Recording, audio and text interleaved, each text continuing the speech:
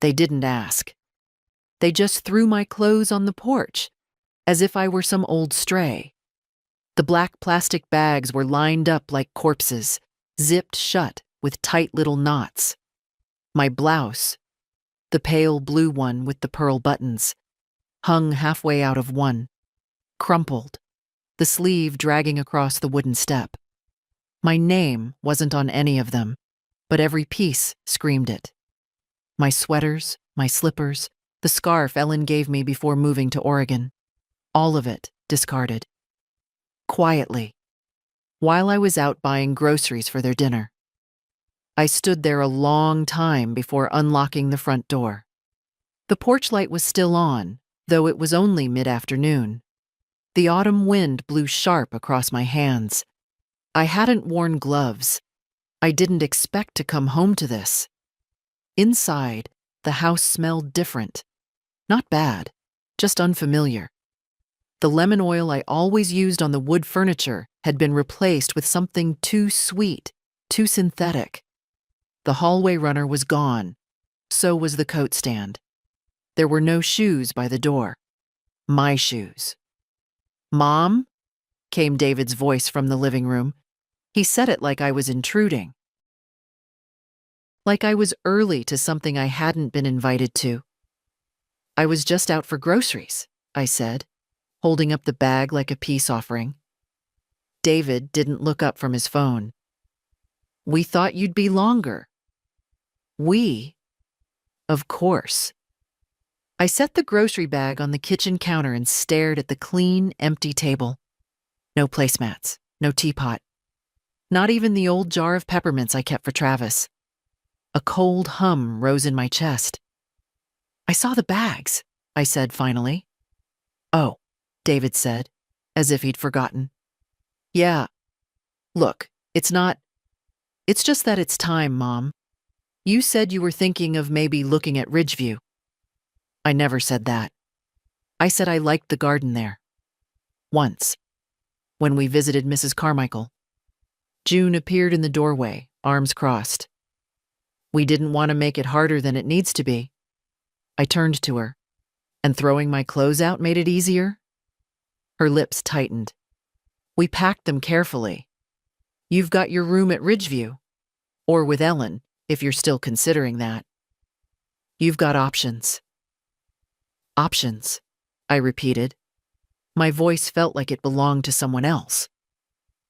"This is my house." David rubbed his temple like I was giving him a headache. "Come on, Mom. We all live here now. The place has changed. We've made changes." "You mean you've erased me?" He opened his mouth, closed it again. The clock ticked behind him, steady and indifferent. June stepped forward, lowered her voice. "You've done so much. No one's saying you haven't. But Travis needs space. We need our own rhythm. It's not fair to him or us with your things everywhere." "My things," I said, half laughing. "You mean the dishes, the towels, the furniture, the mortgage." They both flinched at that. I'd struck something. David shifted. "We appreciate everything, okay? But we thought you'd want a chance to settle somewhere quiet. Peaceful." Peaceful. As in, not here. The room blurred a little. I reached for the back of the dining chair, but the chairs were new now, sleek, cold-backed, wrong. Mine were gone. I steadied myself on the counter instead. "Fine," I said. "I'll go." Neither of them looked surprised. "But not today." June frowned. "It's just, not today," I repeated. My voice had steel in it, not loud, not dramatic, just final.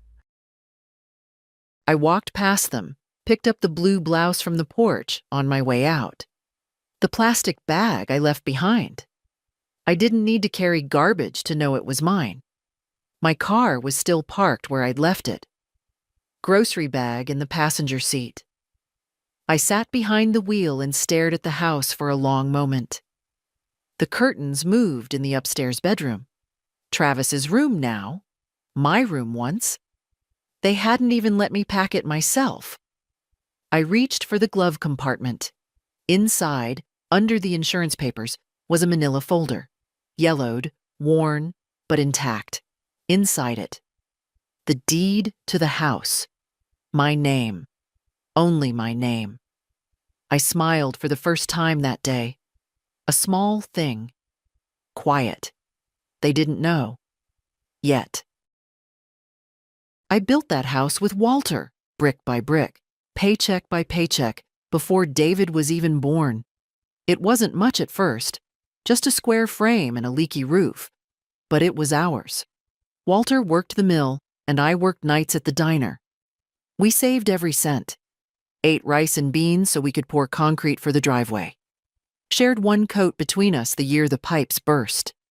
And every time we added something, a window, a porch swing, a second bathroom, we said the same thing. For the future. The future, it turns out, has a short memory. I drove to the diner that evening, not to eat, just to remember. It's called Sibley's now, but I still call it Monroe's. My name's still scratched into the underside of the counter from when Walter proposed there. LM plus WM, hearts and all. I used to serve coffee at that spot. Now, girls with fake lashes and long nails slide plates down it like it's a racetrack. I sat in my car across the street for a while, watching the lights flicker behind the windows. Everything changes, sure, but some changes are crueler than others. David was born in that house, right in the living room. The midwife came 2 hours late, and Walter caught him with his bare hands. We laughed about that for years. Said he came into the world stubborn and on his own terms. He used to fall asleep on Walter's chest during Sunday radio, the two of them snoring in harmony. We raised him with hands that were always working and hearts that were always tired but open. I packed every lunch, sewed every button, sat through every spelling bee even when I could barely keep my eyes open. We didn't have much, but he never knew what it meant to go without. I made sure of that. And then came June. She wasn't cruel, not at first, just brisk, efficient, too polite. Her eyes flickered past me at dinners. Her hugs were always air. When they moved back in with me, it was supposed to be temporary, just until they got on their feet. That was 5 years ago. I didn't mind, not really. It was noisy again. There were dinners together. I had someone to talk to in the mornings. Travis was small then, and he loved helping me in the garden. He'd wear my gloves and stomp around like he was king of the dirt. Called me Gran Rain because he couldn't say Lorraine. But as the years passed, I began disappearing piece by piece. First, they accidentally gave away my rocker in a yard sale. Then they boxed up my recipe books and said they were digitizing everything. My knitting basket disappeared. My teapot ended up under the sink behind the bleach. Every change came with a smile and a reason. We thought you might like a break. You deserve to rest. We're just helping simplify. But I wasn't tired. I wasn't asking for rest. They didn't want me resting. They wanted me erased. It was easier to pretend I didn't notice. Easier to smile and nod and say thank you when June reorganized the kitchen and put my cups out of reach. When David signed Travis up for daycare, even though I'd been watching him every day since he was born. When they stopped asking me to dinner, even when it was in the room next to mine. The worst part wasn't even the silence. It was how gentle the rejection was. Soft and slow, like a lullaby. Like they were putting me to sleep, one kindness at a time. But I wasn't asleep. I remember the moment it shifted. I'd made chicken pot pie. The good one, with the flaky crust from scratch. I set it on the counter and called them in. David said they'd already eaten. June was finishing a salad, something trendy and cold with kale and pomegranate seeds. Travis came in, looked at the pie, then looked up at his mother. She shook her head slightly. And he said, "That's grandma food." As if I weren't standing right there, as if I weren't real. That night, I ate alone. My slice of pie tasted like cardboard. I scraped my plate and washed it in silence, listening to them laugh at something on the TV in the next room. And still, I didn't say anything. Because what do you say? That your son doesn't see you anymore?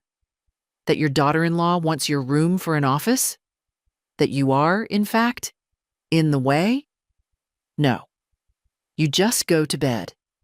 You pull the covers up and you remind yourself that you are lucky to have family at all, that you are lucky to still be useful, even in shrinking ways. But now, after today, after the bags, the porch, the blank looks, I knew. They weren't going to ask. They were going to take. So I opened that folder again, spread it out on the kitchen table like an altar. Property deed, tax history, proof of purchase, mortgage papers, paid in full 12 years ago. All of it in my name. No co-signers, no transfers, no gifts. That house was mine, not ours. Mine. Walter always said, "If you're not sitting at the table, you're on the menu." I used to think he meant it about business deals or politics. Now I know he meant it about family too. They'd planned this for a while. I could feel it. You don't throw someone out between lunch and dinner unless the decision's been cooked for weeks. Maybe months. June always hated clutter. And to her, I'd become part of it. A loose thread in their vision of a perfect, clean, curated life. But what they didn't know, what they never bothered to ask, is that I don't go quietly. The next morning, I got up early. Muscle memory. The sun hadn't broken yet, and the air had that clean, sharp September chill. I boiled water for tea. My kettle, the old one, dented from the time Travis knocked it off the stove trying to help. Still worked. Still whistled like it meant business. I drank my tea slowly, watching the first light stretch across the backyard. The garden was tired. Overgrown tomatoes, dried lavender. I hadn't planted anything new this year. Too many mornings I'd find the hose coiled and zip-tied, or the shears missing. June said Travis had allergies. That dirt wasn't developmentally enriching.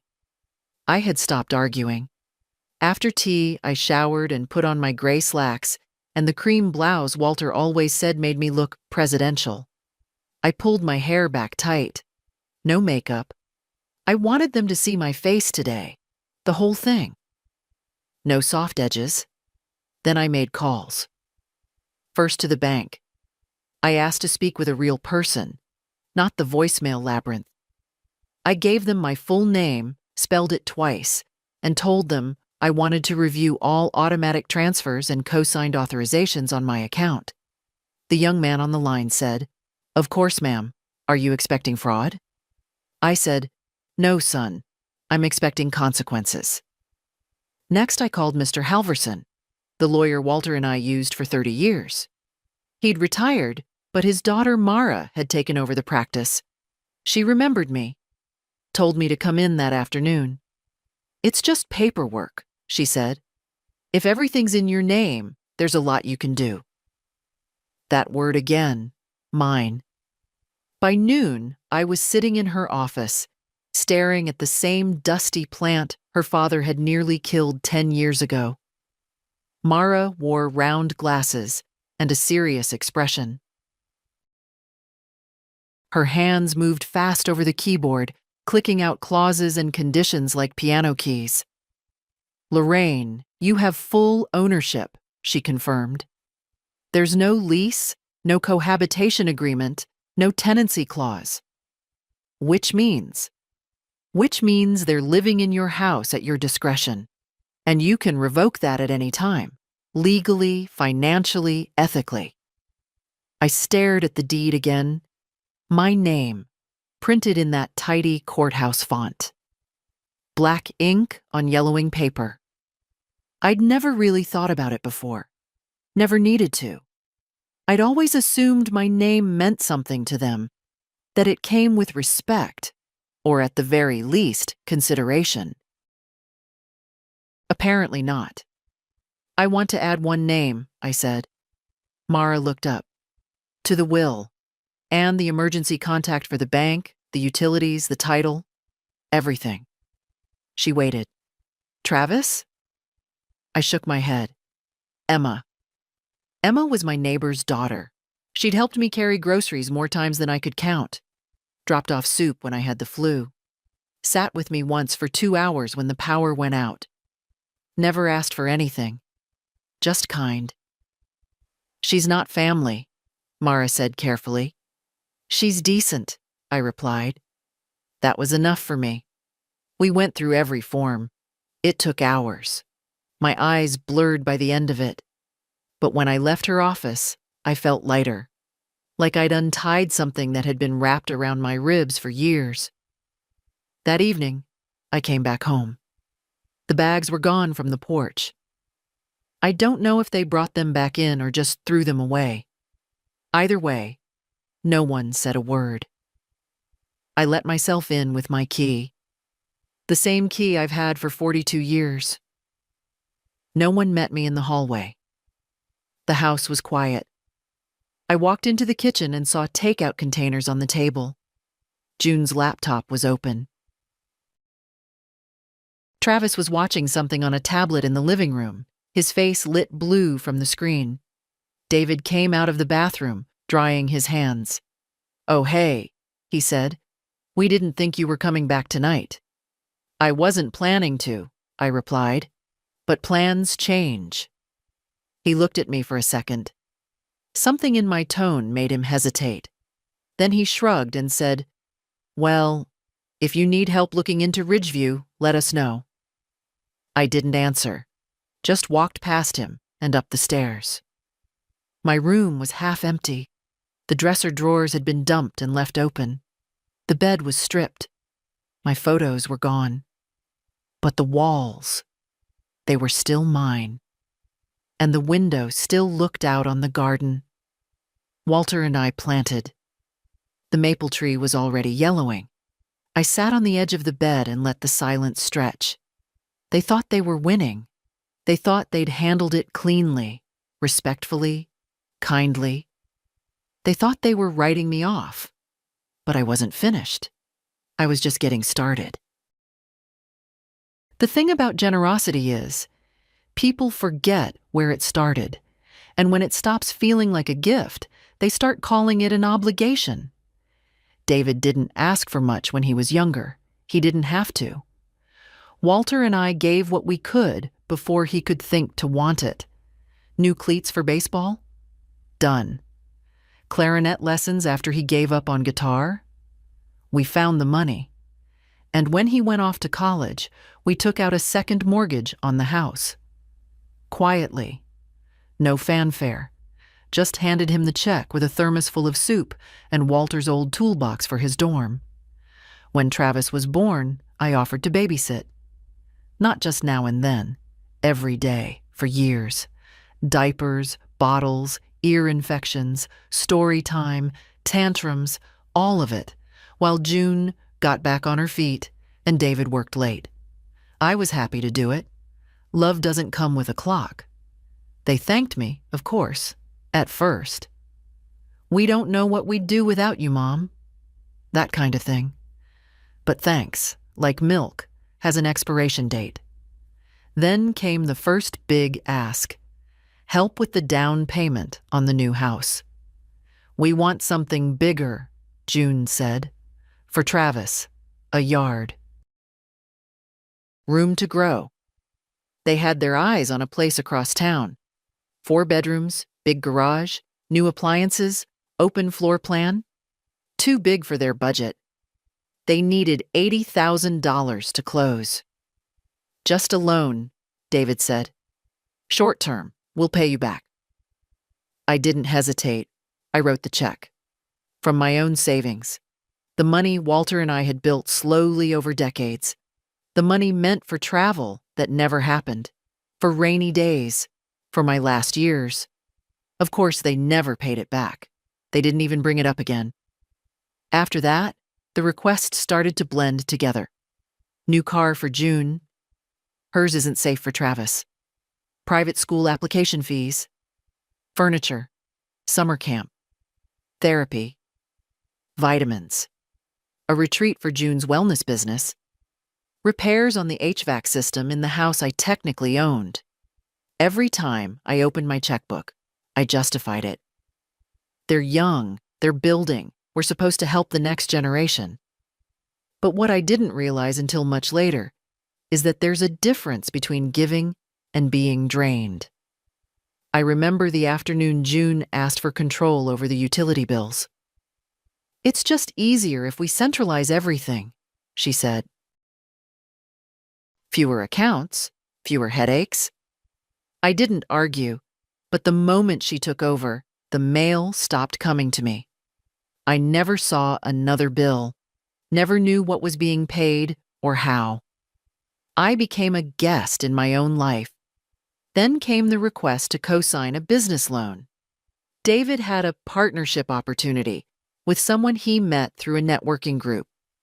I asked a few questions. Too many, apparently. June rolled her eyes. "It's always like this with you. You say you want to help, but then you interrogate. I just want to understand. What you need to do," she snapped, "is trust us." I didn't sign.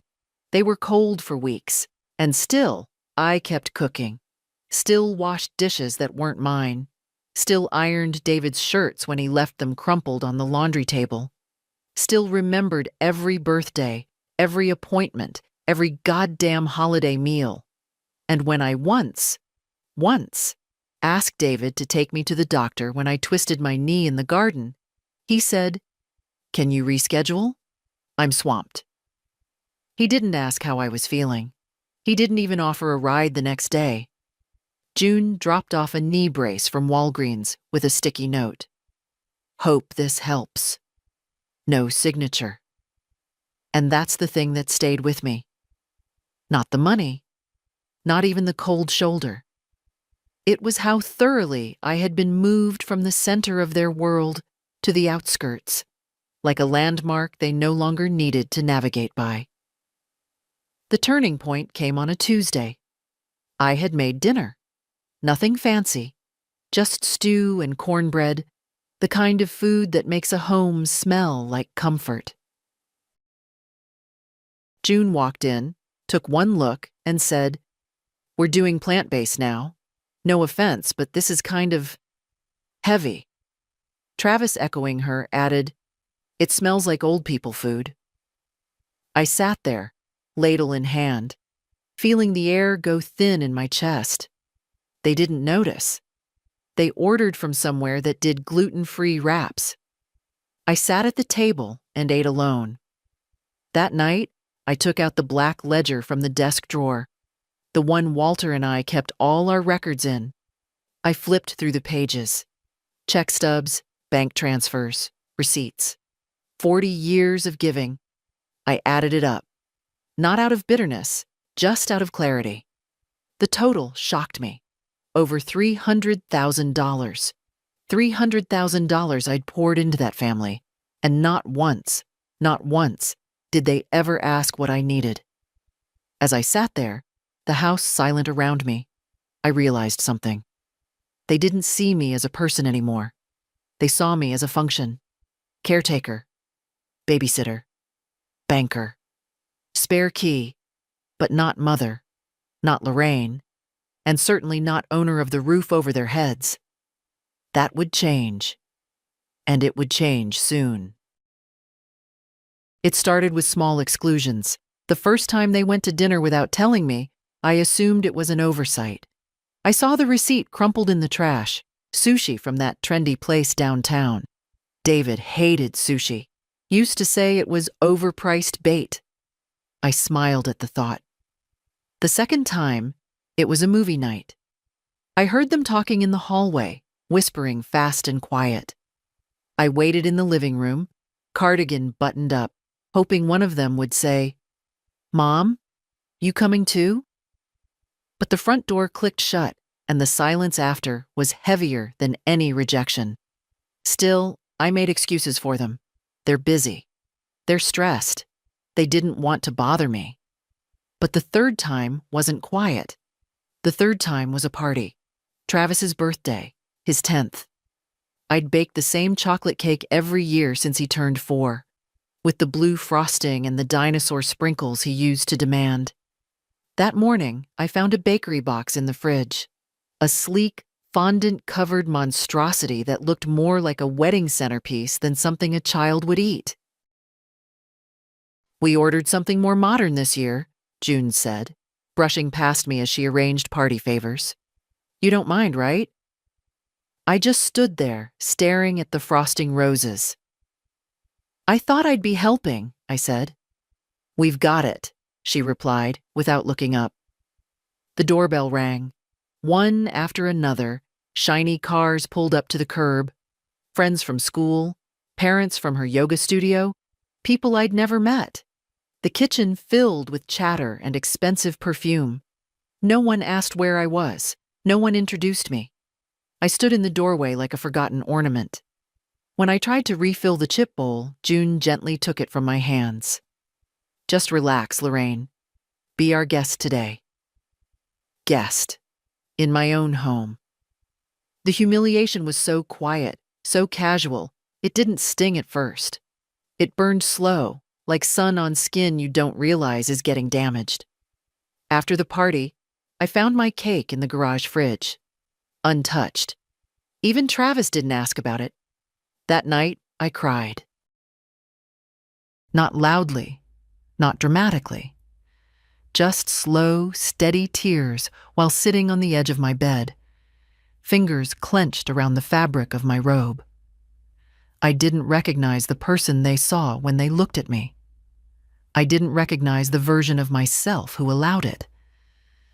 But the final blow, the one that carved something open in me, came a week later. David was in the kitchen, phone to his ear, pacing. I was pouring tea. He didn't notice me. "No, it's fine," he said. "She's still here, yeah, for now." A pause. "Soon, hopefully. Ridgeview's got a wait list, but we're pushing." Another pause. No legal issues. The house is basically ours. It'll be cleaner once we get her settled." Cleaner. I turned slowly. Tea forgotten. David glanced over his shoulder, saw me, and froze. He ended the call quickly. "Mom, that wasn't— I was still here," I said. "Still here, David." He looked away. "It's not what it sounded like." But it was. It was exactly what it sounded like. I didn't scream. I didn't cry.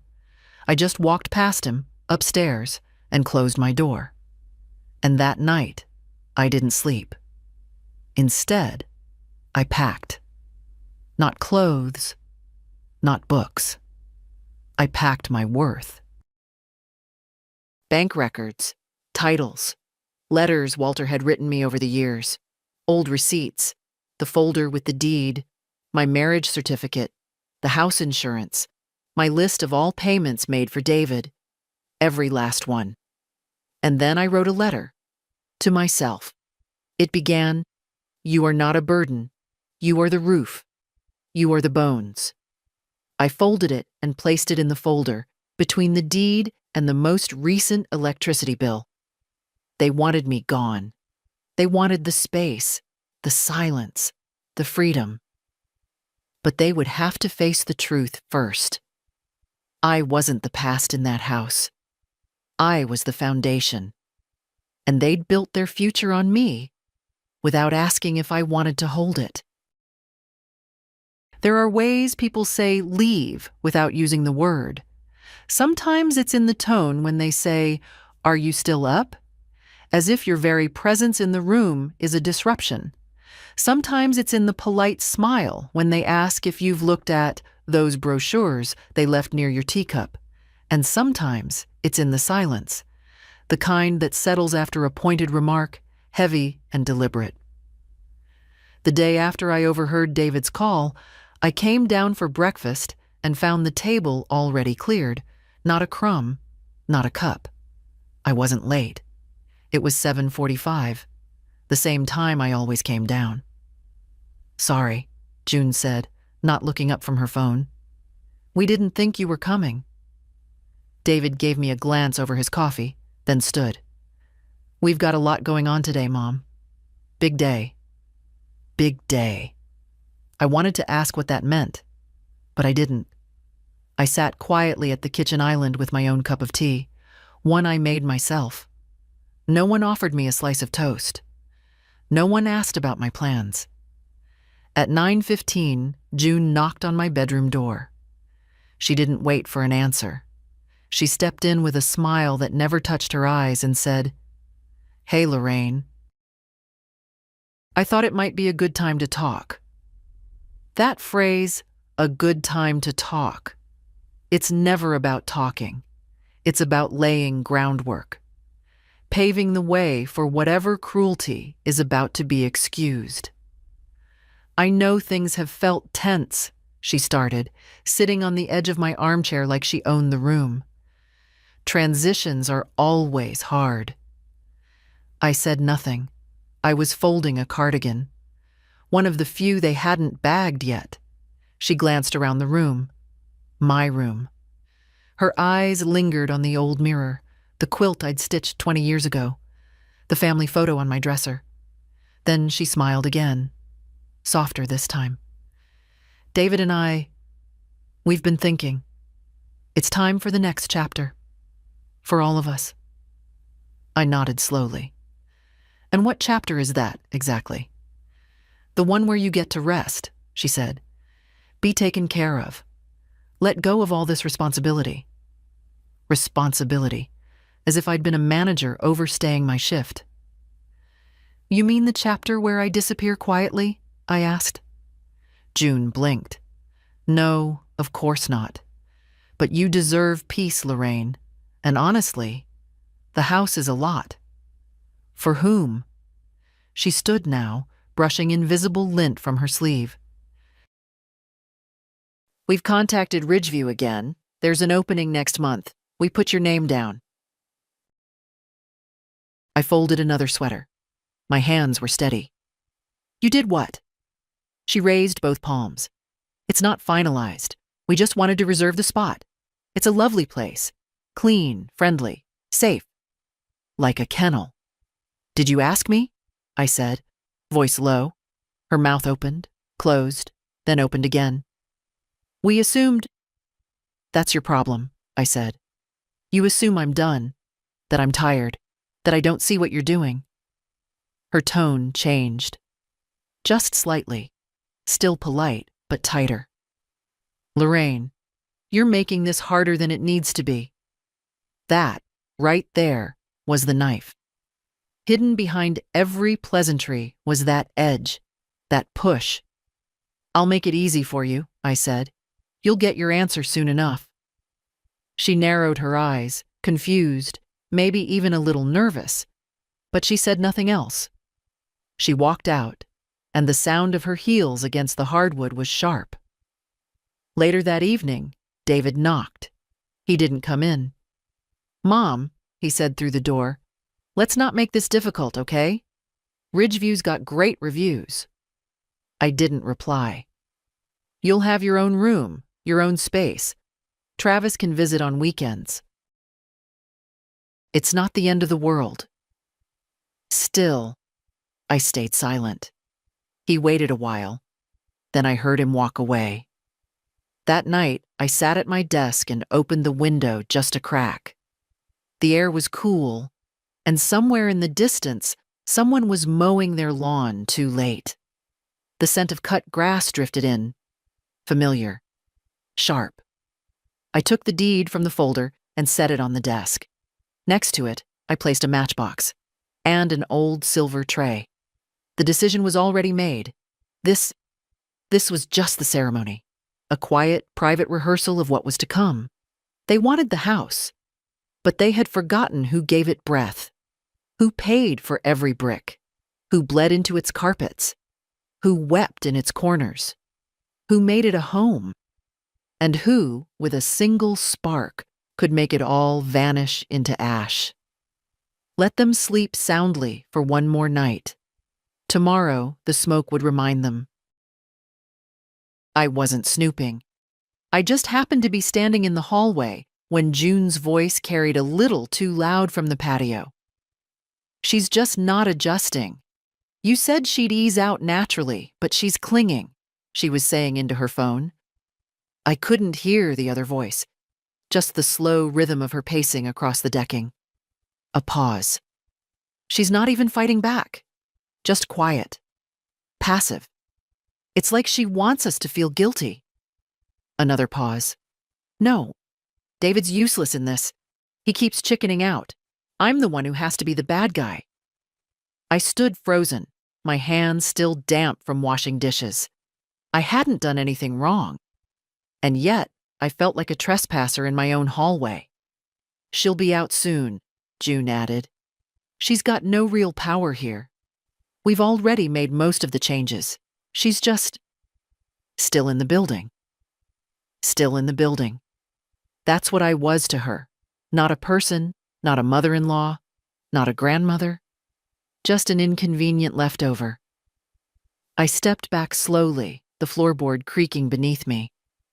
June fell silent for a beat, but then I heard her laugh, soft, dismissive, and the click of her phone being set down. In the kitchen, I wiped my hands on the dish towel and stared out the window, my tea gone cold on the counter. There are moments you don't forget, not because they're dramatic, but because they seal something, finalize a truth you've been dancing around for too long. That moment sealed it for me. They didn't want me here, but they didn't want to say it directly either. They wanted to bury me under suggestions and polite exclusion. They wanted me to pack my own bags so they didn't have to lift a finger. That's what June meant by ease out naturally. But I wasn't going to fade. Not for their comfort. That night, I called Emma.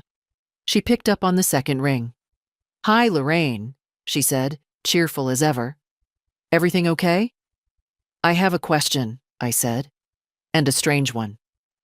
"I'm listening." "If you had to leave your life behind, would you want someone to warn you or just let it happen?" Emma didn't hesitate. "Warn me, always. I don't like surprises." I smiled. "Me neither." She paused, then added gently, "Are you okay?" "I will be," I said, "but I need a favor." We met the next morning at the cafe near the library. She wore that soft blue cardigan she always wore when she thought someone needed comfort. She didn't ask too many questions, just listened. I gave her a sealed envelope. Inside was a letter, a copy of the deed, and a note explaining what I planned to do, if it came to that. "Why me?" she asked softly. "Because you see me," I said, "and you never asked for anything." She nodded, her eyes wet. "Whatever you need, I'll protect it." By the time I got back home, it was quiet. The cars were gone, errands maybe, or yoga, or brunch. I didn't care. I walked through each room slowly, letting my fingers trail across the backs of chairs, the smooth edge of the fireplace mantel, the old family portraits they hadn't yet replaced with abstract art. My presence still lingered, even if they tried to scrub it away. Upstairs, my room was emptier than ever. The closet was half cleared. Someone had taken my photo albums and replaced them with folded towels. I sat on the edge of my bed and took out the small box I kept in the nightstand. Inside were matches, a flask of Walter's bourbon, and a single envelope with my name written in his handwriting. He'd left it for me the year he passed. I'd read it only once. Lorraine, if life ever turns cold around you, remember who you are. You built everything around you. Don't ever let them make you feel like you're just passing through. I folded it shut, hands trembling. They thought I wouldn't fight because I was old, because I was quiet, because I didn't slam doors or scream at dinner. But silence isn't weakness. Sometimes it's the calm before a reckoning, and they were about to learn what kind of woman Lorraine Mason really was. Mara greeted me with a firm handshake and a thicker file than the last time. I've drawn up everything we discussed, she said. But there's one more option you might want to consider. Her office smelled like lemon oil and legal paper, clean, sharp, efficient. The kind of place where people make decisions that echo for years. I'm listening, I said. She opened the folder. You mentioned you wanted to transfer ownership if necessary, quietly, without creating drama. But I did a little digging. Turns out you don't need to transfer anything to prove a point. Not yet. She slid a new document toward me. A revocation of informal tenancy. It's not an eviction in the legal sense, but it puts it on record that they are occupying the property without agreement or payment, and you are no longer permitting it. I looked at the page. Neat lines, impersonal words. But it might as well have been a mirror. Because there it was. Black and white proof that the people I fed, clothed, funded, raised, were guests in a home they thought they owned. Mara lowered her voice. If it ever comes to legal action, this document protects you. And if it doesn't? She smiled, tight and kind. Then it's just a piece of paper, but a very loud one. I signed. Back home, the air felt different. Like the house knew what I'd done. The walls held their breath. June was in the kitchen, chopping something that smelled too raw to be food. David sat at the table, eyes on his phone.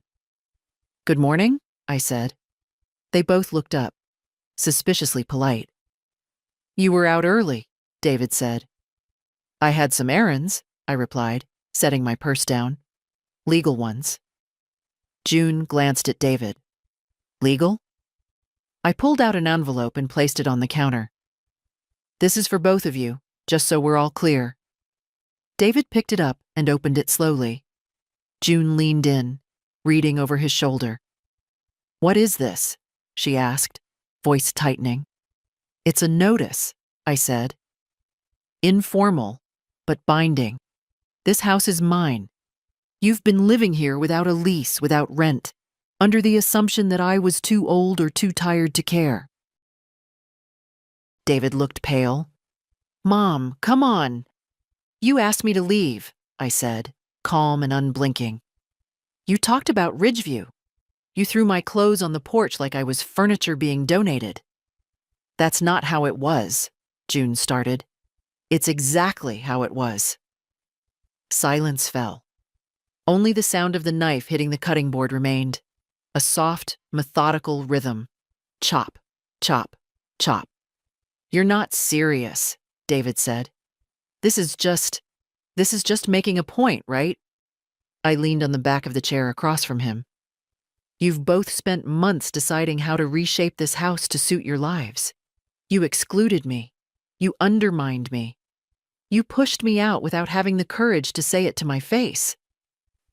June crossed her arms. We didn't want to fight. No, you didn't want to witness. David stood. Okay, let's all take a breath. I've taken enough breaths for all of us. My voice wasn't raised. It didn't need to be. It landed like a stone. June started again. Lorraine, you don't want to escalate this. Think of Travis. I am. That silenced her. They both stared at me like I was someone new, or someone they'd forgotten they used to know. Someone they hadn't expected to still be standing. I turned and walked toward the hallway, toward the stairs, toward my room. Still mine. still full of air I paid for. Behind me, David called out, "We thought you'd want peace." I stopped, one hand on the banister. You don't get to take everything from a person and then offer them peace as a consolation. Peace isn't a bribe. It's something earned. And I kept walking. Upstairs, I opened the closet and took out the wooden box from the top shelf. Walter's box. Inside, the deed. The original. Fragile. Heavy with meaning. I walked over to the window and looked down at the backyard. They were still in the kitchen. I could hear faint voices, rising, sharp now. Nervous. Let them scramble. Tonight, I'd finish it. Not with noise, but with fire. The sky was the color of cold steel by the time I stepped out the back door. No stars, no wind.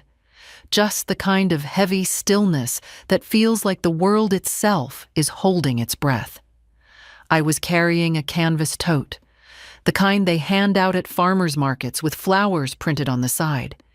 It held one thing, the deed. Folded, original, crisp-edged and sacred. Walter's signature in blue ink, my own in black. Proof of everything we'd built, everything they'd ignored. The backyard looked different at night. The garden, once my sanctuary, was a shadow of itself. The tomato plants had dried out weeks ago, brittle and forgotten. The stepping stones were half covered in dirt. The bird bath was cracked, empty. Funny, how quickly something dies when no one cares for it. I made my way to the fire pit. They'd bought it last summer. Stainless steel, modern, more design than function. They used it twice, both times to impress guests. It had since become another forgotten fixture in their pursuit of curated comfort. I lifted the lid. It was clean, unused, untouched. That made it perfect. I laid the tote on the edge and pulled out the deed. For a moment, I just held it in my hands. My fingers traced the edges, the embossed stamp, the ink that had faded only slightly in the corners. This piece of paper had built their lives, and they hadn't even known it. I struck the match. It flared orange, then settled into a steady flame. I touched it to the corner of the page and held on until the fire caught. The paper curled quickly, blackened, then glowed red as the flames devoured the names, the numbers, the signatures. The deed burned with the sound of old promises breaking. I stood over it, steady, silent. I didn't cry. I didn't tremble. The fire licked up the last corner and rose higher. Hungry now. I dropped in the folder, receipts, tax statements, all the paperwork I'd carried like a second spine for decades. I watched it all vanish into light and ash. Behind me, the porch light clicked on. "Mom?" David's voice. I didn't turn. "Mom, what are you doing?" Footsteps across the wooden planks. Quick, panicked. He stopped beside me, eyes wide as he saw the fire. "What is that?" I didn't answer. June appeared a moment later, barefoot, holding her phone like a weapon. "What's going on?" "The deed," I said. David blinked. "What?" "I burned it." "You... what?" His voice cracked on the last word. I finally turned to him. "You wanted a clean slate," I said. "Now you have it." June stepped forward. "You can't just... Lorraine, that's not how this works." "You think paper is power," I said. "But the power was never in the paper. It was in what I gave, what I built, what I carried. And now it's gone." David ran a hand through his hair. "Mom, are you out of your mind? Do you realize what you've done?" I tilted my head. "Do you?" He opened his mouth, closed it again. June took a slow step back. I watched them both, standing there in the glow of a fire they didn't understand. "This house is just wood and stone," I said. What made it a home was me, and you threw me out of it. No one threw you out, June snapped. The bags on the porch disagree. Silence. I didn't do this to punish you, I said. I did it to free myself. David looked like he wanted to say something. Maybe beg, maybe bargain. But the fire crackled loud between us. I stepped away from the pit, back toward the porch. You'll need to figure out the mortgage now, I said over my shoulder. The taxes, the utilities, the real weight of a house. June's mouth tightened. We were going to take care of you. You were going to take ownership, I corrected. You just didn't want the responsibility that came with it. David looked at me then. Really looked, like he hadn't in years. You didn't have to do this, he said quietly. I stopped on the last step. Yes, I replied. I did. And then I walked inside, leaving them there in the cold, watching the fire burn down to embers.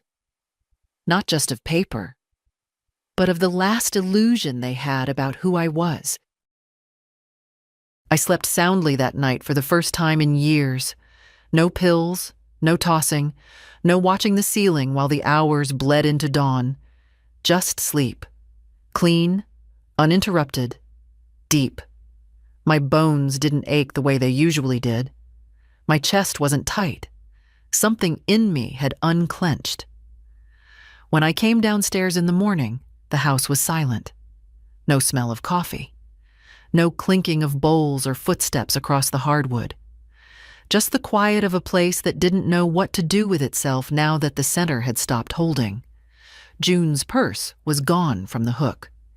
David's keys weren't in their usual dish. Gone somewhere, I assumed, to do damage control.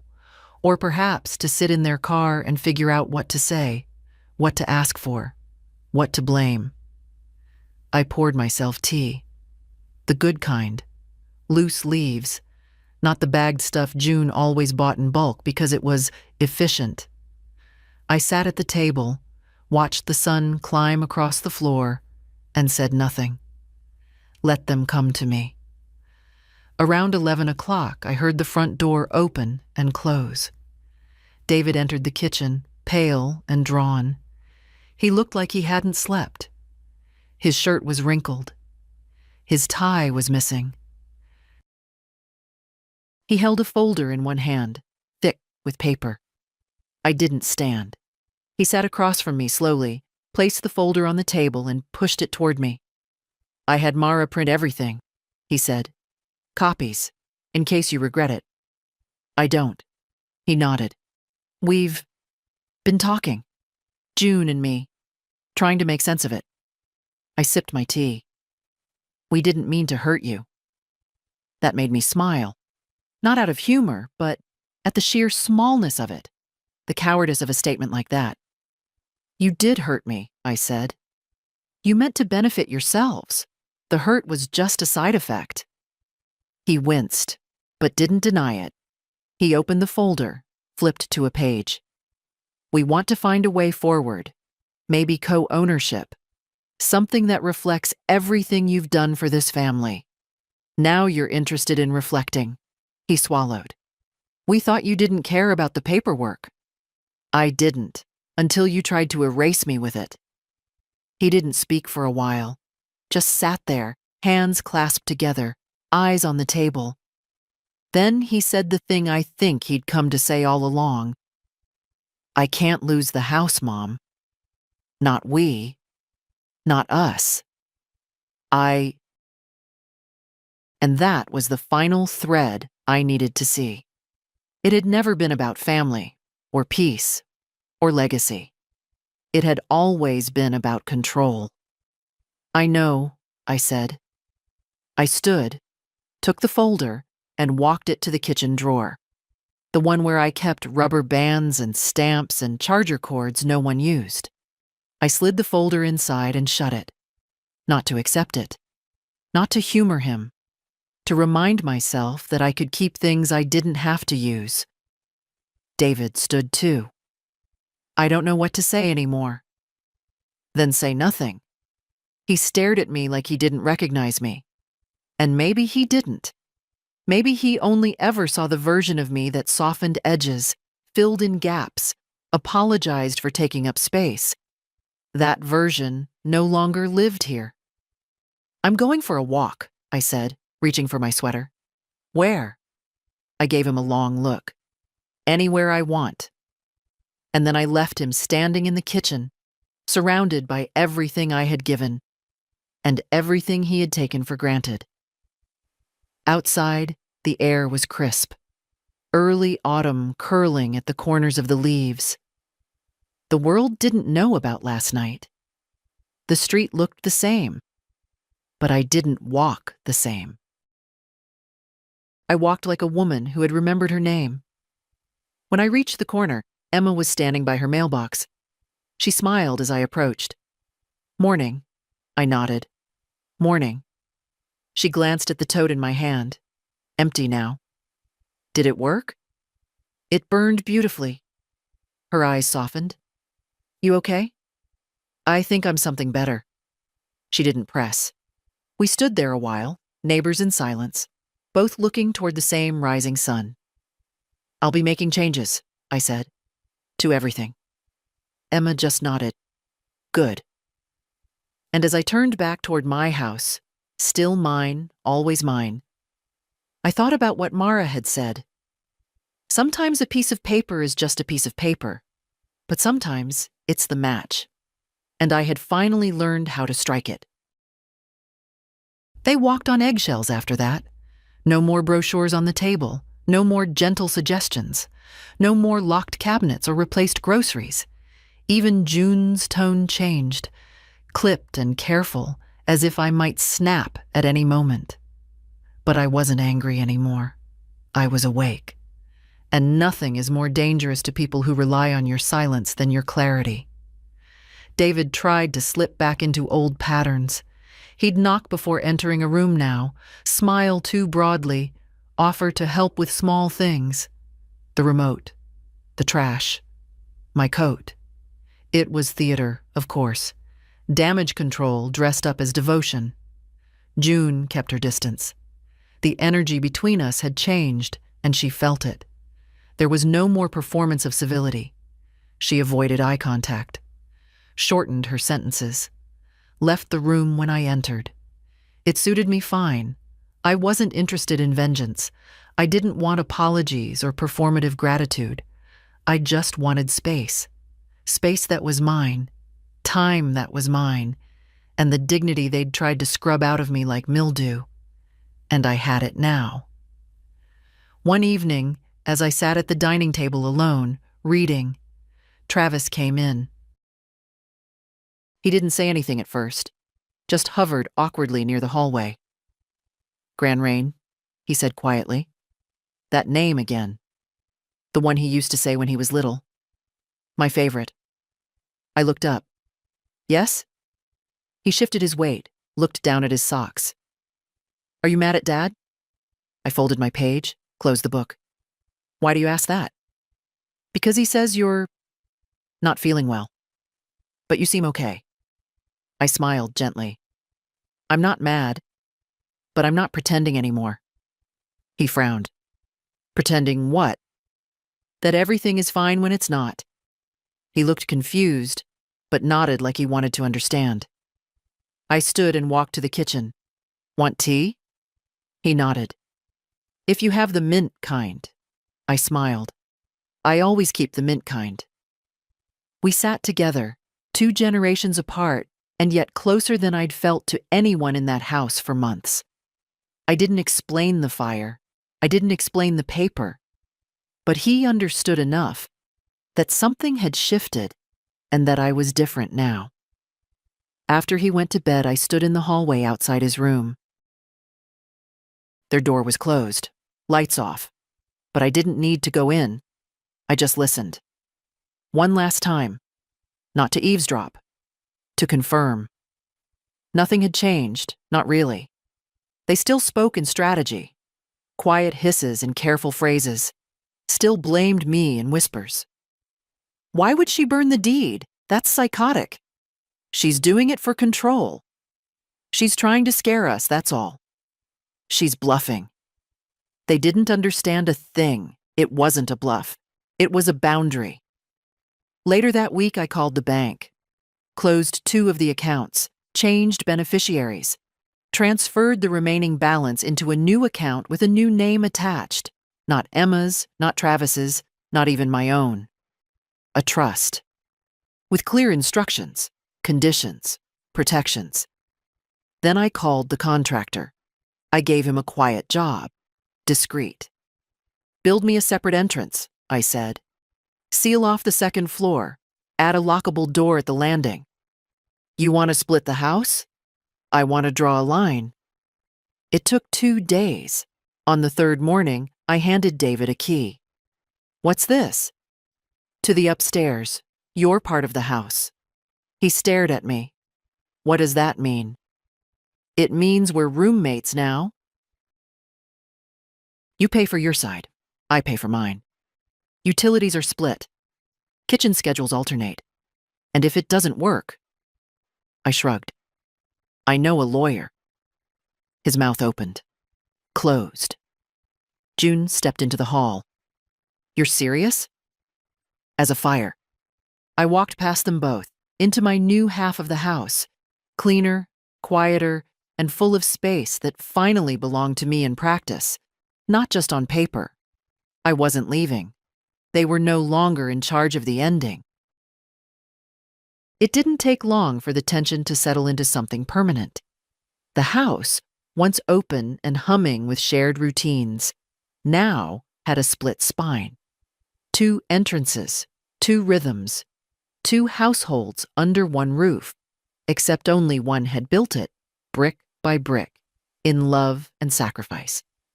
And the other had assumed it came free with adulthood. David tried at first to smooth things over. He left notes. Not apologies, not admissions, just passive little offerings. Let me know if you need anything. Made extra soup. It's on the top shelf. Travis asked about you. I read them. I didn't answer. Not because I was cruel, but because I'd finally accepted the truth. They didn't want reconciliation. They wanted access. And I'd changed the locks. June stayed quiet. Cold. Her energy sharp as glass.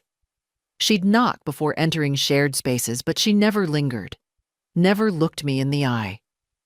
She'd lost control of the house and couldn't stand the feel of walls that no longer obeyed her. But it was Travis who kept the thread alive. He started slipping into my half of the house when they weren't looking. Quiet feet on soft carpet. A whisper at the door.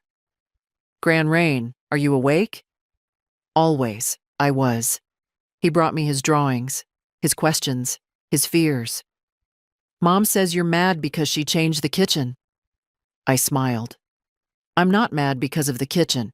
I'm mad because people forgot how to be kind. He thought about that, then nodded. She does get mad fast. He brought me a muffin once, wrapped in a napkin. I saved the top for you. It's the best part. I sat with him on the couch, the one they once tried to replace with something cleaner. We watched a cartoon I didn't understand, and I held his hand. Small, warm, real. They couldn't touch that. They could throw out sweaters, photos, furniture. But they couldn't throw out love. At least not the kind that had roots. One night, I found him asleep on my bed. Book still open, feet dangling. I covered him with my shawl and sat beside him, watching him breathe. David knocked 10 minutes later. Travis? He said, eyes darting past me. He's fine. He looked ready to say more. I raised a hand. He can stay tonight. David nodded, stepped back, and closed the door. That was the first time he didn't argue. Maybe he was learning. Maybe not. In the mornings, I'd hear them talk. Just muffled words through the floor. But sometimes the words floated down clear. She's being manipulative. No, she's drawing a line. You always take her side. It's not about sides. It's about what we did. That was June, soft, hesitant. And it almost made me feel sorry for her. Almost. Because I knew that voice. That was the voice of someone realizing the cost of something they'd already spent. Regret, in installments. They didn't ask to talk, not directly. But the tone changed. They spoke less about Ridgeview. David started buying his own groceries. June even knocked once, not just out of habit, but with intention. "I'm taking Travis to the lake this weekend," she said. "Thought you might want to come." It wasn't an olive branch. It was a test. I looked at her for a long time. "No," I said gently. "But thank you for asking." She nodded, eyes unreadable, and walked away. Later that night, I lit a single candle in the kitchen and sat with my tea. No TV, no music. Just me and the quiet I'd earned. It didn't feel like a victory. Not exactly. It felt like clarity.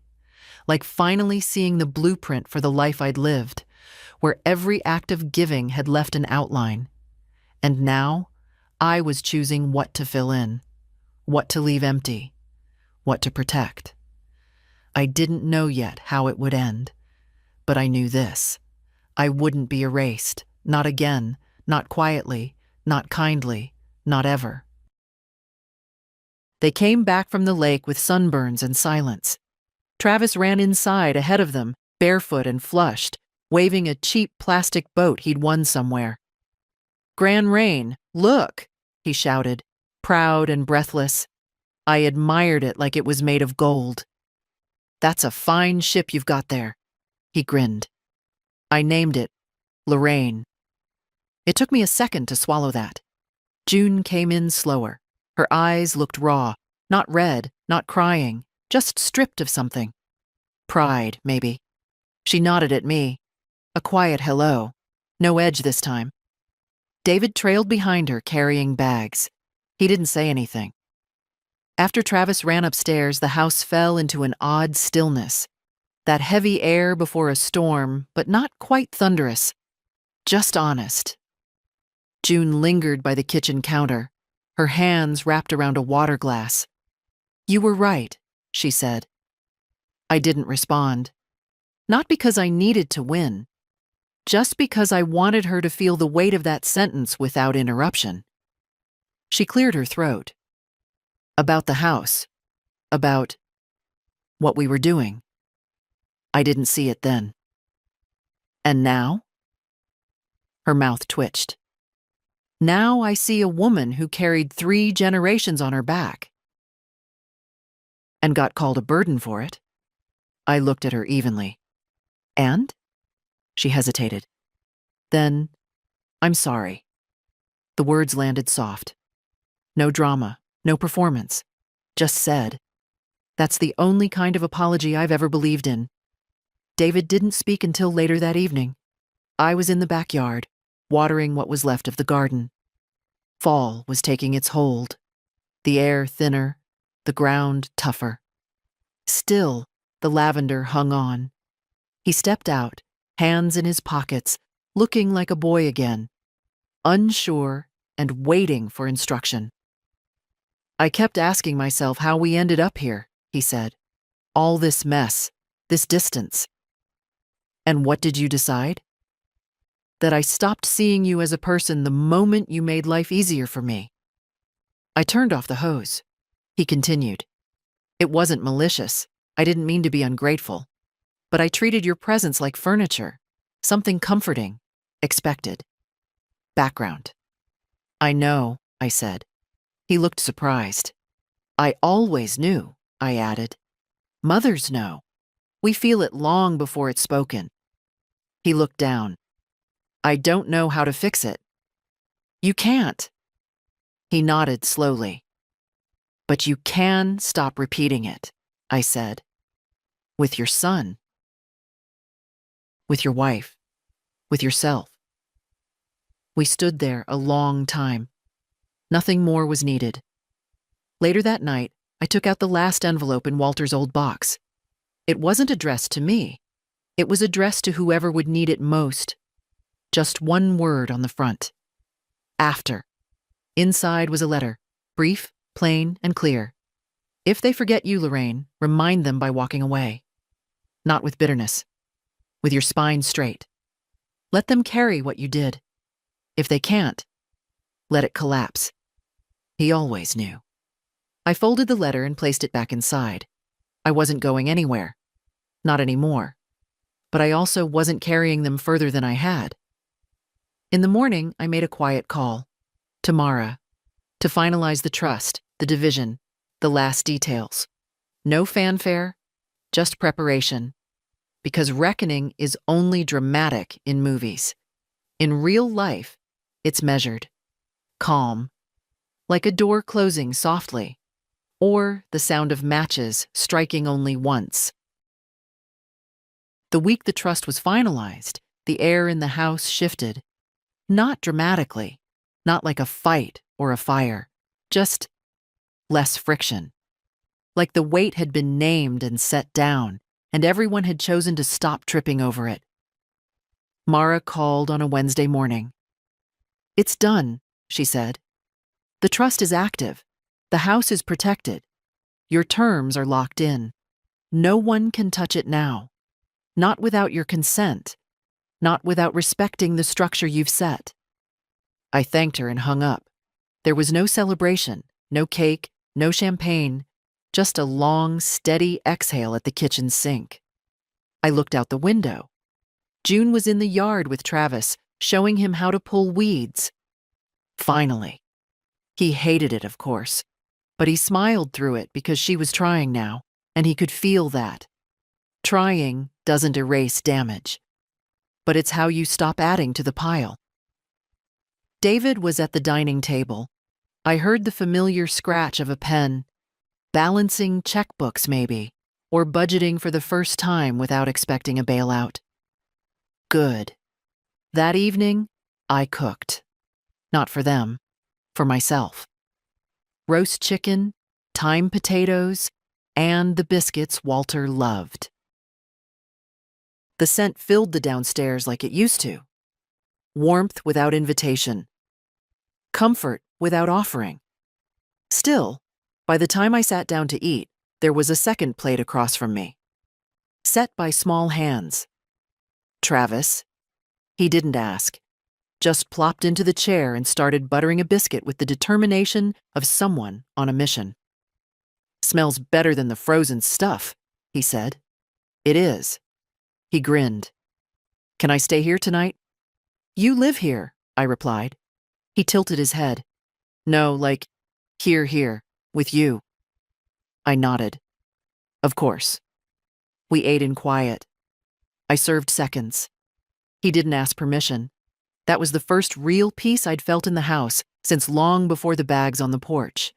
Later, June came down. She didn't come in, just stood at the edge of the doorway, watching the two of us wash dishes.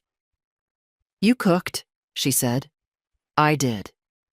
It smells like before." I didn't answer. "I can smell it all the way upstairs," she added, almost smiling. "It used to make me jealous, you know. How he loved your food. How he always compared my cooking to yours." I looked up. "That wasn't my fault." "I know," she said, "but I blamed you anyway." There it was. The thing I hadn't needed, but deserved. She took a step forward. "I don't expect you to forgive me." "I already did." She blinked. "When?" "The first time you shut a cupboard too hard. I figured it was easier to assume you were hurting than to believe you were cruel." Her voice cracked. "I think I was both." I nodded. "That's usually how it goes." She stood there another minute, then turned. No long apology. No asking to eat. Just acknowledgement. That was enough. Later, I sat in the living room with my tea, alone again, but not lonely. The house no longer felt like a battleground. It felt like a boundary that had been respected. I heard the quiet creak of David's door, his soft steps toward the kitchen. No slamming, no avoiding. Just life continuing on new terms. I'd kept my dignity, not through shouting, not through legal war, but by refusing to disappear. They still lived here, but they lived around me now, not through me. That night, I pulled out an old notebook and wrote 3 lines on the first page. I was not evicted. I was not erased. I was remembered by myself first. I folded the page in half and left it on the hall table. I don't know who it was for. Maybe for them, maybe for Travis one day, maybe just for the walls. But someone would read it eventually, and they'd know. I didn't burn the house to the ground. I burned the lie that I had no place in it. There's a certain silence that only comes after reclaiming something that was yours all along. Not the silence of avoidance, not the icy quiet of people walking on eggshells. No. This was a fuller kind of quiet. The kind that comes when the noise of being underestimated finally stops echoing. 3 months had passed since the night of the fire. 3 months since I stood in my own backyard and reminded them, and myself, who I was. The house now had 2 rhythms, 2 kitchens, 2 thermostats that we both learned to argue with. We shared the laundry machine, but not the detergent. Shared the mailbox, but not the assumptions. It was working. Not neatly, not sweetly, but honestly. June still bristled sometimes, especially when I took up space in a way she couldn't ignore. Humming while I cooked, playing music too early in the morning, laughing with Travis like the air belonged to us both. But she didn't try to push anymore. David had softened, or maybe just surrendered. He started knocking before entering a room and asking questions without expecting me to fix things. Do you want to come with us to the school play? Can I pick you up anything from the store? Is this your mail or mine? Nothing profound, but real. And Travis, he grew. He started bringing his homework to my side of the house, not for help, just to sit near me. Sometimes I'd be reading, and he'd glance up and say, "Gran Rain, did you ever feel like no one was listening to you?" Every time I gave him the same answer. Yes, but I listened to me, and that was the beginning of everything. Emma still called every Sunday. Sometimes we met for breakfast. She liked to say I looked stronger in the eyes, which made me laugh, but she wasn't wrong. Strength doesn't always show up in your spine. Sometimes it's just in the way you enter a room, like you belong there, because you do. One afternoon, Mara stopped by to drop off the final copies of the trust papers. She stood at my door with that thick folder and a smile that held respect, not pity. "You did something most people only dream of," she said. "What's that?" "You drew the line, and you made them respect it." I looked down at the folder. All those documents, signatures, stamps. All that proof. "They thought the power was in the paper," I said. "And?" I smiled. "Turns out it was always in my voice." She nodded, then paused. "What are you going to do now?" I didn't answer right away. Just stepped out onto the porch, took a long breath of autumn air. The trees were shifting again, yellow, red, burnt orange. My garden was tired, but alive. "I'm going to live here," I said, "like I own the place." And I do. Not just legally. I own the quiet. I own my name. I own the space I take up, and I will not apologize for it ever again.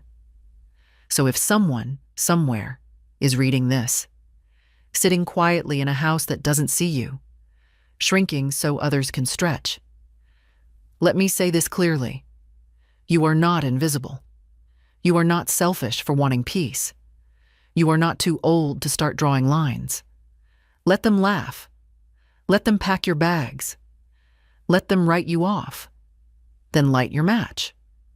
Burn the lie. And step back into your place like you never left.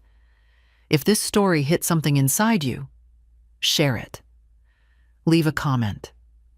Let someone else remember they're not alone. Because the world doesn't change when we're quiet. It changes when we finally speak.